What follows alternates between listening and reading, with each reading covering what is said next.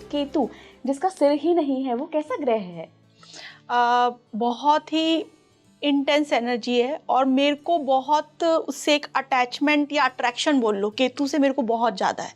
क्योंकि जब आपने भी मुझे बताया कि केतु के ऊपर डिस्कस करेंगे, और तो मेरे को एक बड़ा ऐसा लगा कि यार, क्योंकि मेरे चार्ट में भी केतु बहुत प्रोमिनेंट रोल प्ले करता है। तो मुझे लगा यार ये केतु ही कैसे आज मतलब ऐसे कैसे कनेक्ट हो सकता है। चलो ये भी चलो ठीक है।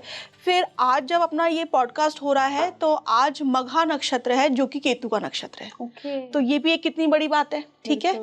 तो केतु है ना, बहुत सारी चीज़ें पास्ट लाइफ के भी कनेक्शंस को दिखाता है, ठीक है। और केतु एक्चुअली में रूट्स हैं, आपकी जड़ें हैं। कोई भी चीज जो आप देख लो ना, लंबी चलती हुई पतली जड़ें, चाहे वो एक रस्सी हो चाहे तार हो, भी जो वायर्स भी है ना, ये केतु की एनर्जी है। मतलब मैं आपको बहुत एक मतलब बेसिक से लेके फिर हम इसको ऊपर लेके जाएं, ताकि जो भी देख रहे हैं ना उनको भी एक बेसिक से, मतलब कैसे ग्रहों की ऊर्जाएं हमारे आस पास में रखी हर चीज पे इम्पैक्ट कर रही है, सिर्फ हम पे ही नहीं कर रही है। क्योंकि ये ऊर्जाओं में हम जी रहे हैं, ये ऊर्जाएं हमको इम्पैक्ट करती है, हम इनको नहीं करते, ठीक है। तो एक छोटा सा तार से लेके एक बाल जो है ये लंबा, ये भी केतु है। तो जिनका केतु स्ट्रांग होता है ना, उनके बाल बहुत लंबे होते हैं। आपके भी हैं?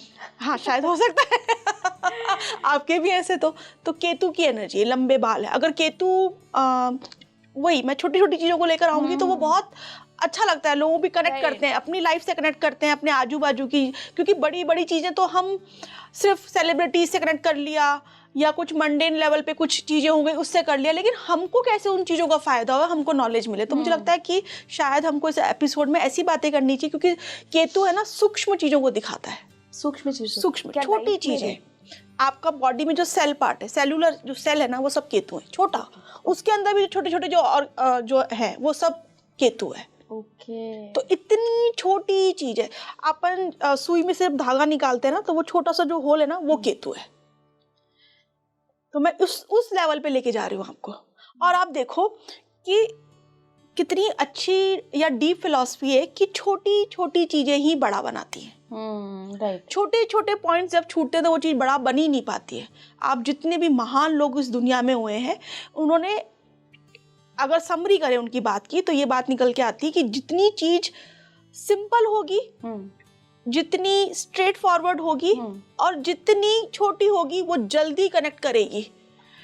तो मतलब आप कह रहे हैं कि केतु के प्रभाव में जब लोग होते हैं तो बिल्कुल स्ट्रेट फॉरवर्ड बोलते हैं, एकदम सिंपल बोलते हैं, लेकिन कनेक्ट कर लेते हैं। क्योंकि केतु डिवाइन एनर्जीज के साथ में प्ले करता है। ये एनर्जी अध्यात्म की एनर्जी है केतु, पूरी तरीके से। छोटी चीज अपन को कहाँ दिख रही होती है, हम ध्यान, सूक्ष्म चीज है। आत्मा सूक्ष्म है ना, हाँ, बहुत सूक्ष्म बताते हैं, तो देखी नहीं है, लेकिन उसको अगर आप कहीं पर भी देखेंगे, आत्मा का वर्णन सूक्ष्म बताया गया। आत्मा बहुत सूक्ष्म है। राइट। अच्छा श्रद्धा जी, जैसे आपने कहा कि केतु आपकी कुंडली में बहुत प्रोमिनेंट बैठा हुआ है, बहुत अच्छा रोल प्ले कर रहा है, तो मैं तो कुंडली नहीं जानती, देखना आप जानती हैं, आप बताइए कि कैसे पहचाने कि केतु की कुंडली में पोजीशन बहुत अच्छी है या बहुत बुरी है? क्या कुछ कैरेक्टरिस्टिक दिख जाते हैं या कुंडली ही देखनी पड़ती है? नहीं, दिखते हैं। हाँ। अगर केतु किसी का सही कंडीशन में नहीं है बर्थ चार्ट में, तो वो इंसान लॉस्ट रहते हैं। लॉस्ट है, उसको समझ में ही नहीं आ रहा कि मेरे को लाइफ में क्या करना है, मेरा पर्पस क्या है लाइफ का। क्योंकि केतु का हेड नहीं है ना, तो वो लोग लॉस्ट है, उनको समझ में ही नहीं आता। उनके सर पे से आधी बातें जाती हैं। कई बार वो बहुत सारे काम बदलते रहते हैं वो लोग। आप देखो अपनी लाइफ में जो भी आपके लोग ऐसे लोग हो ना, कि यार मैंने वो काम करा था उस साल में, फिर मैंने वो काम छोड़ा, फिर मैं 13 में ये काम करने लग गया, फिर 15 में ये काम किया, फिर 18 में ये काम। समझ जाओ कि केतु इसका डिस्टर्ब है पत्रिका के अंदर। तो वो लॉस्ट है, उनको ये भी समझ में नहीं आ रहा कि हमको कहाँ पे फोकस्ड रखना है। केतु अगर अच्छा है तो वो इंसान फोकस्ड है। ऑल्दो राहु के लिए बोला जाता है फोकस्ड, लेकिन केतु भी स्ट्रांग होना जरूरी। तो फोकस्ड अगर नहीं है तो फिर वो डिस्ट्रैक्ट है। पहला सिम्टम है ये इंसान का। दूसरा, इन जिनका मतलब केतु थोड़ा सा सही पोजीशन में नहीं होता पत्रिका के अंदर, तो वो लोग अध्यात्म नहीं कर पाते। वो लोग बोलते हैं कि हम मेडिटेशन में करने बैठते लेकिन कर नहीं पाते, हम मंदिर में जाते हैं लेकिन हमको कोई भाव नहीं आते। तो केतु कहीं डिस्टर्ब है, या हमारा मन ही नहीं करता हम किसी का गुरु का कुछ प्रवचन सुने, हम किसी गुरु को लेकर आए। वो गुरुओं की भी बुराई करेंगे, नहीं नहीं सब बकवास है, सब बेकार है, ये सब फर्जी हैं, या उन लोगों को मिल भी जाते हैं ऐसे केतु डिस्टर्ब है। ओके। ठीक है ना, बालों से रिलेटेड कोई प्रॉब्लम उनको हो सकती है। बॉडी के अंदर कुछ ऐसे डिजीज जो बहुत माइनर लेवल पे डॉक्टर पकड़ता है, पाइल्स जैसे हो गया, क्योंकि केतु आपका मतलब एग्जिट जहां से आप होते हो। ओके। तो बॉडी के अंदर एग्जिट पार्ट हमारा कौन सा है, वो केतु है। अगर कोई बोल रहा है कि मेरे को पाइल्स के, तो आप समझ जाओ बिना मतलब चार्ट देखे हुए कि इसको केतु का प्रॉब्लम है यहाँ पर।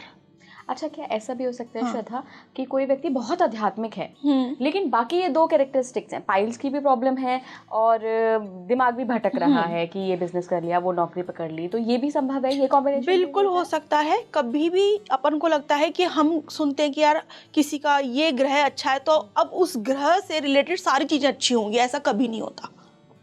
कोई सोच रहा है कि मेरा शुक्र अच्छा, अब किसी का शुक्र अच्छा है तो क्या बोलेगा, यार ये इंसान सुंदर है, ये बहुत ज्यादा लग्जरी अट्रैक्ट करता है, इसको चीजें बहुत सुंदर सुंदर पसंद आती है, बहुत मेकअप करता है, ये इंसान नई नई ब्रांड कैरी करता है, सब कुछ कर रहा है, लेकिन रिलेशनशिप की प्रॉब्लम है, लेकिन शुक्र में होती नहीं है। हाँ, शुक्र तो रिलेशनशिप का कारक है। राइट। लेकिन कितने सारे ऐसे लोग हैं, सेलिब्रिटीज को तो प्रॉब्लम भी रिलेशनशिप की होती है, ऑल्दो वो शुक्र की सारी चीजें कैरी कर रहे हैं। तो ऐसा कभी नहीं हो सकता कि आपका ये ग्रह बिल्कुल खराब है, ये बिल्कुल पॉजिटिव है, कभी भी किसी के भी चार्ट में नहीं होता। उसकी इंटेंसिटी ऊपर नीचे हो सकती है। अब बात कर लेते हैं कि अगर केतु अच्छा है तो क्या कैरेक्टरिस्टिक्स मिलते हैं? केतु अच्छा है तो वो बहुत चाइल्डिश बिहेवियर करता है आदमी। अच्छा। एकदम हंस देना, हाँ, छोटी छोटी चीज़ों के अंदर खुश हो जाना, ठीक है ना। कहीं भी ऐसी जगह पे मिस्टिकल प्लेसेस पे जाके उसका मन बहुत खुश हो जाएगा इंसान का, वो वहाँ के एक्सपीरियंस बहुत डीपर लेवल पे एक्सपीरियंस कर पाएगा जिसका केतु स्ट्रांग है। उसको पसंद होएगा कि वो आइसोलेटेड जगह पे जाए जहाँ पे ज़्यादा भीड़ भड़का नहीं हो, जहाँ ऐसे मंदिरों में जाना पसंद करेगा जो पहाड़ों पर है, गुफाओं के अंदर है, जहाँ पे लोग ज़्यादा नहीं पहुँच रहे हैं, उसको वहाँ जाके आत्मा को उसकी शांति मिलेगी। नहीं तो उसकी आत्मा खुश नहीं है, वो हमेशा बात भी ऐसे करेगा, यार आत्मा को तृप्ति नहीं मिली, आत्मा मेरी प्रसन्न नहीं हुई, क्योंकि केतु आत्मा को दिखा रहा है। तो वो ये सारी चीजें दिख रही है। फिर उसके बाद में वो इंसान छोटी छोटी बात का बुरा नहीं मानता जिसका केतु स्ट्रांग होता है। और जैसे कि मैंने बॉडी के अंदर बताया, ठीक है ना, उसके बाल अच्छे होंगे, नोज उसकी बहुत प्रोमिनेंट होगी, फॉरहेड उसका प्रोमिनेंट होगा, वो हो सकता है बहुत ज्यादा देखने में अच्छा नहीं हो, लेकिन अगर वो भीड़ में खड़ा है तो उसका ऑरा बहुत स्ट्रांग होगा। सुंदरता से ऑरे का कोई मतलब नहीं है, राइट, ठीक है। इवन जो केतु स्ट्रांग होता है ना, वो लोग, उनका अध्यात्म बल और ऑरा इतना स्ट्रांग होता है कि वो कम उम्र में भी ऐसा लगते हैं वो इंसान कि यार ये कितना, मतलब वो सोल लेवल पे बहुत बड़े होते हैं, ओल्ड सोल, हाँ राइट, सोल लेवल पर। हो सकता है उम्र 20 साल हो, लेकिन जब आप उनसे बात करोगे तो इतनी गहरी बात, और एक शब्द में बोल जाएंगे, एक लाइन में बोल जाएंगे। आप देखिए जैसे विवेकानंद जी या जितने भी ऐसे स्पिरिचुअल गुरु हुए हैं, उन्होंने अपने छोटे छोटे जो स्लोगन्स ले लो या उनके जो भी, हाँ, शिकागो में बस यही तो बोल राइट, हाँ, तो उनके उसमें दिखती है वो झलक कि छोटे के अंदर उन्होंने पूरी आपके अंदर तक वो बात समझा दी। केतु स्ट्रांग है, वो केतु की पावर है। श्रद्धा, सूर्य के बारे में जैसे कहते हैं कि अगर सूर्य बहुत उच्च का हो तो फर्श से अर्श तक पहुंचा देता है व्यक्ति को, ऐसा क्या केतु के भी कुछ लक्षण होते हैं, कुछ कैरेक्टरिस्टिक्स होते हैं कि इंसान की किस्मत ही बदल दे? बिल्कुल होते हैं, केतु के तो बहुत ज्यादा होते हैं, क्योंकि केतु आकाश तत्व को दिखाता है, और आकाश क्या है, ऊंचा है, ऊपर है, ठीक है ना। तो केतु के लिए ये चीजें हैं कि केतु ऊंचाइयां भी है। केतु अगर छोटे लेवल पे जाऊं, छोटे एलिमेंट्स देखें हम, तो सीढ़ियां जो है हमारे घर की ऊपर लेके जाती है हमको, तो वो केतु है। वास्तु के अंदर बात करूं, ठीक है, हम इसको और बढ़ाते हैं धीरे धीरे। मंदिर की जो चोटी होती है ऊपर, जहाँ पे ध्वजा, क्योंकि केतु को ध्वजा बोलते हैं, राइट, केतु को तो फ्लैग है, फ्लैग विक्ट्री का भी कारक होता है, तो केतु विक्ट्री ला रहा है आपको, ठीक है। ध्वजा है, ऊपर है, ठीक है ना, क्षितिज है, मतलब क्षितिज पे लगती है ध्वजा, तो केतु ऊंचाइयां है। तो कितनी सारी चीजें केतु से कनेक्टेड है कि वो ऊंचाइयों पे लेके जाता है। केतु अगर अच्छा है तो ऊंचाइयों पे लेके जाएगा, केतु अगर खराब है तो ऊंचाइयों से नीचे लेके आएगा। अच्छा, कैसे पता लगेगा कि केतु अच्छा है? कुंडली को कौन सा भाव? कुंडली के देखो, ऐसा नहीं होता कि सिर्फ ये एक भाव में बैठ गया तो ये अच्छा हो गया, ये भाव में बैठ गया तो फिर तो ये बहुत एस्ट्रोलॉजी इतना डीप सब्जेक्ट है कि सिर्फ आप ऐसे जज नहीं कर सकते कि अरे इस भाव में बैठा ये खराब है, ऐसे नहीं, उसके बहुत सारे कॉम्बिनेशंस हैं, लेकिन कुछ कॉम्बिनेशंस यहाँ पे मैं आपको बताती हूँ कि कैसे हम इसको जज कर सकते हैं। केतु अगर सपोज किसी का एग्जाम्पल के लिए लग्न में बैठा है, मतलब फर्स्ट हाउस में बैठा हुआ है, अकेला बैठा हुआ है, ठीक है, और उसको अगर सपोज वो मंगल के साथ बैठा है, या फिर वो शनि के साथ में बैठा हुआ है, या फिर उसको मैलेफिक प्लैनेट शनि, राहु, केतु, मंगल, ये पाप ग्रह हैं, इनको दृष्टि दे रहे हैं केतु को, ओके, शुभ ग्रह नहीं दे रहे हैं, ठीक, नेगेटिव राशियों में बैठा हुआ है, तो ये केतु यहाँ पे इंसान को परेशान करेगा। वो ऊंचाई से गिरना मतलब ये नहीं कि वो अपने प्रोफेशन में, वो हो सकता है किसी बिल्डिंग से नीचे गिर जाए, ओ माय गॉड, ऊंचाई से गिरना, दुर्घटना भी करवाता है। ऊंचाई से गिर गए, जो भी आप इंसिडेंट सुनो कि वो इंसान तीसरी मंजिल से कूद के गिर गया था, या उसने सुसाइड कर लिया ऊंचाई से, आप समझ जाओ कि केतु उसका खराब है। मेरे किसी जानकार ने ऐसे रात को वो ऊपर गया किसी काम से, तीसरी चौथी मंजिल से वो रात को 2 बजे नीचे गिर गया था। आप मानेंगे नहीं, तो मेरे पास में न्यूज़ आई तो मुझे एकदम स्ट्राइक हुआ कि यार केतु कहीं ना कहीं खराब है। फिर उनकी जन्म पत्रिका मेरे पास में आई तो केतु की महादशा चल रही थी, और केतु 12th हाउस से गोचर कर रहा था। 12वां घर जो है लॉस है, हॉस्पिटलाइजेशन है, तो वो इंसान नीचे गिरा, ऑल्दो डेथ नहीं हुई, लेकिन स्पाइन, केतु स्पाइन को भी दिखाता है, बॉडी के अंदर स्पाइन पूरी डैमेज हो गई थी। Oh my God. तो इस तरीके से सारी चीजें आती है। केतु ऊंचाइयां पे लेके भी जाता है, तो ऊंचाइयों से नीचे भी लेके आ सकता है। हो सकता है आप कोई बहुत बड़ी पदवी पे और आप अचानक से सडन आपके ऊपर कोई ऐसा स्कैंडल, कोई ब्लेम लग गया कि आप ऊंचाई से नीचे आ गए।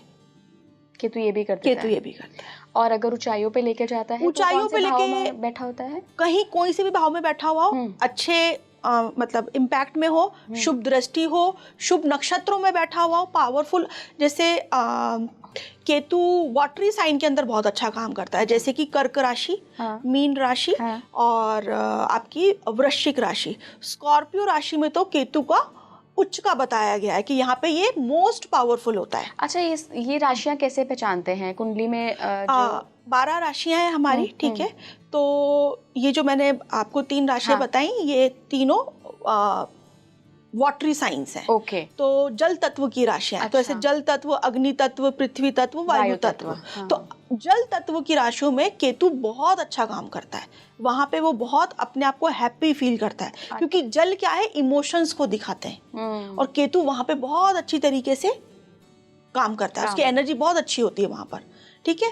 अब यही अगर वो राशि में भी अच्छी नहीं बैठा हुआ है, मैलेफिक प्रभाव में भी आ जाए, दृष्टियां आ जाए, 6, 8, 12 हाउसेज में बैठ जाए, नेगेटिव बैठ जाए, तो फिर वो केतु की महादशा आ जाए। केतु की महादशा के बहुत सारे चार्ट जब आते हैं ना मेरे पास में, तो खोला देखा, तो सबसे पहला क्वेश्चन मेरा यही होता है कि आप लॉस्ट हैं अभी।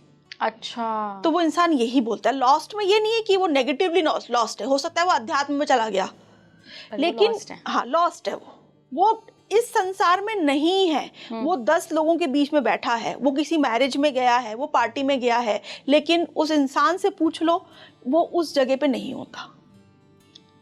वो लॉस्ट है 50 लोगों के बीच में बैठा हुआ भी, या तो नेगेटिवली लॉस्ट है, डिप्रेशन में लॉस्ट है, या कोई स्पिरिचुअल कुछ उसको अटेनमेंट हो गया, तो वो अपने उस मस्ती में, मौज में लॉस्ट है, लेकिन है वो लॉस्ट।